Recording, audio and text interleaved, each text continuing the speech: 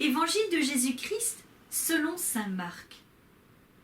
En ce temps-là, un scribe s'avança vers Jésus pour lui demander « Quel est le premier de tous les commandements ?» Jésus lui fit cette réponse « Voici le premier. Écoute Israël, le Seigneur notre Dieu est l'unique Seigneur.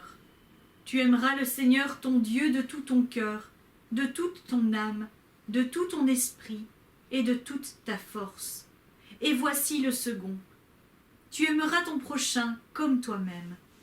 Il n'y a pas de commandement plus grand que cela. » Le scribe reprit « Fort bien, maître, tu as dit vrai. Dieu est l'unique et il n'y en a pas d'autre que lui.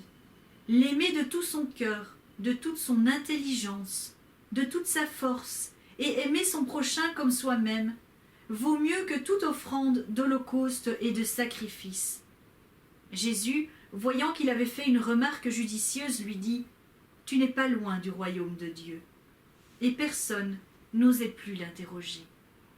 Parole du Seigneur. Bonjour, heureux de vous retrouver. Tout est dit. Au fond, notre foi de chrétien, elle est simple, non? Aimer Dieu et le prochain. Aimer Dieu et le prochain. Pas le prochain et puis Dieu. Aimer Dieu et le prochain. Mais, je ne sais pas si vous avez été attentif à cette lecture, il y a pourtant un détail, mais un détail qui a toute son importance. Je dirais même que ce détail est essentiel et qu'il est capital. Quand Jésus reprend le texte, n'est-ce pas, du Premier Testament, eh bien, qu'est-ce qu'il dit? Qu'est-ce qu'il dit? Regardez. Aime Dieu de tout ton cœur, de toute ton âme et de toute ta force. Eh bien, d'accord. Et le prochain. Et dans la deuxième partie, eh bien, c'est vrai. Aime Dieu de tout ton cœur, de toute ton âme, de toute ton intelligence et de toute ta force. Voilà la différence dans le Nouveau Testament par rapport à la loi, n'est-ce pas, mosaïque? Voilà par rapport à la Torah. Est-ce que vous sentez cette nuance? Mais elle est essentielle. On dit d'aimer Dieu avec son cœur, avec son âme et sa force. Et Jésus nous dit, aime Dieu avec ton cœur, avec ton âme, avec ton intelligence et avec ta force. Et tout est là. Et puis on verra le deuxième commandement. Essentiel. Le cœur. Le lieu de rencontre de la conscience. Je vous ai déjà dit plusieurs fois cette belle pensée d'Al-Ghazali qui disait « Attention, sois attentif parce que le malin, le diable, est assez intelligent que pour jouer sur les fibres de ton cœur comme sur les cordes d'une harpe. » Terrible, hein? Une belle image. Chaque corde, il l'apprend, il connaît, il sait parce que c'est là qu'il y a la conscience. Et dans cette conscience, c'est là que tout se joue. Et c'est pour ça que quand on dit voilà, les gens sont croyants, pas croyants, etc. Je dis, et j'ose le dire très franchement, tout homme a une conscience. Elle n'est pas toujours très aiguisée, elle peut ne pas être subtile, mais on en a une. Le pire des criminels, il a une petite voix intérieure, c'est le cœur. C'est le cœur. Et ce cœur est le lieu du sentiment. C'est le lieu où on exprime les sentiments. Donc, vous connaissez la poésie aussi bien que moi, on aime avec son cœur, je t'ai donné tout mon cœur, mon petit cœur vient à mon cœur. Très bien, vous en faites, des émoticônes, tout ce que vous voulez, le cœur. Bon. Ensuite vient l'âme. Et l'âme, c'est le souffle. Je t'aime, Seigneur, avec mon souffle, c'est-à-dire ce qui me relie à toi. Je ne suis pas une matière, je ne suis pas un morceau de bois, je suis vivant. Et qu'est-ce qui fait ma vie? C'est mon souffle. Le jour où mon souffle s'arrête, c'est fini, qu'est-ce qu'on dira? Hein, ben, il est mort. Mais tant qu'on est sur cette terre, on a ce souffle qui me relie à Dieu. Et ce souffle, c'est cette respiration. Et cette respiration, nous ne l'utilisons pas suffisamment pour aimer le Seigneur. Nous l'aimons de façon jaculatoire avec nos mots souvent. Je vous salue Marie, pleine de grâce, le Seigneur, notre Père qui est aux cieux, vous allons... Oui, ça on peut faire. Mais le respirer. Je m'adresse à ceux qui font le rosaire. Si vous étiez en train de dire votre chapelet avec une vraie respiration pour le Seigneur, votre chapelet dure 5 heures. Hein? Ben évidemment. Respirez pour le Seigneur. Voilà. Tout ce qui vient vers... J'inspire le Seigneur, j'inspire son amour.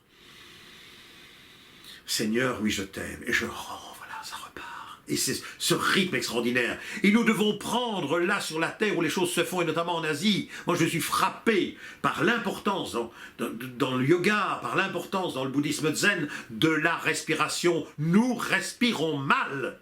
J'ose vous le dire, vous respirez mal. Vous êtes toujours à court de souffle, en train de courir, en train de vous énerver, alors que c'est « Je t'aime, Seigneur, avec tout mon souffle. » Et puis j'ai le cœur, la conscience, le souffle, et avec toute ma intelligence, mon intelligence. L'intelligence, c'est-à-dire la capacité du discernement, c'est-à-dire cette nourriture qui passe au travers. Je me nourris de choses et je réfléchis. Dieu veut l'homme intelligent. Il veut l'homme intelligent.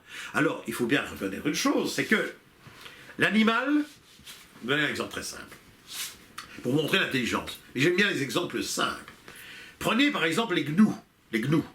Hein, les gnous, c'est une antilope. Et en Afrique, il y a des transhumances. Et ils passent un fleuve, une rivière, un fleuve, où il y a des torrents. Qu'est-ce qui se passe? Vous avez 5000 gnous qui vont passer et 3000 vont mourir. Sélection naturelle. 5000, 3000 meurent. D'accord? Chaque année au même endroit. Avez-vous déjà vu un gnou s'arrêter sur la rive en disant à ses copains gnous, nous allons faire un pont? Non, ils n'en feront jamais. Ils ont l'instinct naturel et l'instinct emporte. L'homme s'arrête. Et l'homme, qu'est-ce qu'il fait? Il réfléchit. Et il va construire son pont. Le grand problème, c'est qu'il y a une chose que nous avons perdue, en tout cas. C'est l'instinct. L'animal sait très bien quand tu lui veux du mal. Il sait très bien qu'il va éviter telle personne. Un regard, il sent les choses. L'animal sent. Vous promenez votre chien, à un moment donné, il va sentir quelque chose, l'animal. La vache, la vache, elle sent les choses. La coccinelle, c'est un bon Dieu. Se met pas n'importe où. L'abeille. Hein, l'abeille, se met pas n'importe où. Ils ont l'instinct. Nous l'avons perdu. Nous serrons la main de notre pire ennemi, ne le voyons même pas. Comment vas-tu? Et c'est notre pire ennemi, il nous serre la main. Il nous fait parfois un baiser de Judas. L'instinct, nous mangeons mal. On mange son propre poison. Nous nous empoisonnons. On n'a plus l'instinct. Mais si on n'a pas d'instinct et qu'on n'y met pas l'intelligence, alors il ne nous reste plus grand-chose. Nous devenons des robots. Des robots. Le robot n'est pas intelligent. C'est l'intelligence de l'homme. Le robot n'a pas d'instinct. Rien, vous le mettez là, il ne bouge pas. Eh bien, nous devenons des robots, une société de robots. Alors, de grâce, frères et sœurs, l'intelligence, le raisonnement. Dieu veut l'homme intelligent, l'homme qui sait raisonner. Pas besoin de faire des grandes études à Sciences Po, hein. Vous savez, vous avez des gens simples, du point de vue de les études, qui ont fait peu d'études, mais qui ont une intelligence profonde, l'intelligence de la terre. Moi, j'aime parfois ces gens comme ça, vous savez. Jean Ferrat les a bien chantés dans la montagne. Hein. Eh bien, voilà, ces gens qui sont de la terre, comme ça, et qui ont une vérité, n'est-ce pas? Comme, d'ailleurs, vous connaissez le maire Jean Lassalle, ce maire d'un petit village des Pyrénées, mais de tous les députés qui existent en France. Mais c'est le plus intelligent. Mais regardez cet homme, avec son intelligence, capable de se mettre en grève de la faim parce qu'on voulait supprimer les subventions de sa petite usine. Quel grand bonhomme, quelle sagesse. Il n'a pas brigué, lui, les honneurs. Il est resté lui. Mais quelle intelligence. Et avec ce cœur, ce souffle, et cette intelligence, cette raison, et cette culture aussi, parce que les gens sont la nourrir, eh bien, avec, tu y mets la force d'aimer, la force de dire Dieu, la force de chanter. Tu ne vas plus devenir un de ces chrétiens ramollis. Qu'est-ce qu'on ferait bien? Qu'est-ce qu'on va faire? Mais vous voyez ce que c'est parfois nos communautés, Je leur dis, le Seigneur soit avec vous. Et on me répond, et avec votre esprit. Wow, le corps du Christ. Et on devait, le corps du Christ que je te donne, mon Dieu. Alors reçois-le avec ton cœur, ton âme et ton esprit. Et dis, Amen, reçois-le. C'est ça la force. Quand tu as compris cela, il y a le deuxième commandement. Aime le prochain comme toi-même. Eh bien, aime-toi. Je vais te donner un test. Pour savoir si tu t'aimes, eh bien, tu n'as pas besoin d'être quelqu'un d'autre. Tu te lèves le matin et tu dis, je suis content d'être moi. Attention, pas de façon avec des atours hédonistes, hein, en te regardant dans la salle de bain en disant, oh my God, I'm so beautiful, I love me. Non, on arrête ça, hein, on arrête. Aimer, c'est-à-dire, je suis content d'être la femme ou l'homme que je suis content. Je peux me perfectionner, j'ai des talents, mes défauts, je vais les travailler. Mais je suis tellement bien avec moi, parce que la personne avec qui tu vas vivre, c'est toi. De ta naissance à ta mort, tu vis avec toi. Et tu mourras seul avec toi. Donc, sois bien avec toi. Et quand tu es bien, tu deviens bien avec l'autre. Tu ne cherches pas toujours la faute à l'autre. Oui, mais c'est lui, mais c'est elle qui, mais c'est ça. Non, non. Une nation qui est bien avec elle-même, elle reçoit l'autre. L'autre n'est plus l'étranger, le migrant, il est mon frère. Viens, viens, tu es mon frère. Et le frère te ressent comme ça aussi. C'est ça, la force des deux commandements. Eh bien, il n'y a pas besoin de discours politique. Il n'y a pas besoin d'aller chez le Toubib, pas aller chercher les tas de prescriptions qu'on vous envoie maintenant par... Et pop, là, vous allez chez le pharmacien, vous avez votre truc. Hein. Magnifique le progrès. Non. Tu as les commandements. Fais cela et tu vivras. Et quand le scribe répète les choses, Jésus lui dit, tu n'es pas loin du royaume de Dieu, tu n'y es pas encore, mais tu n'en es pas loin.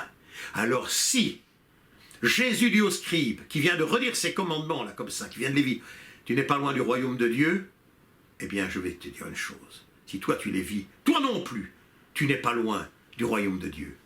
Que la grâce de nos Seigneurs soit sur vous. À bientôt. Merci.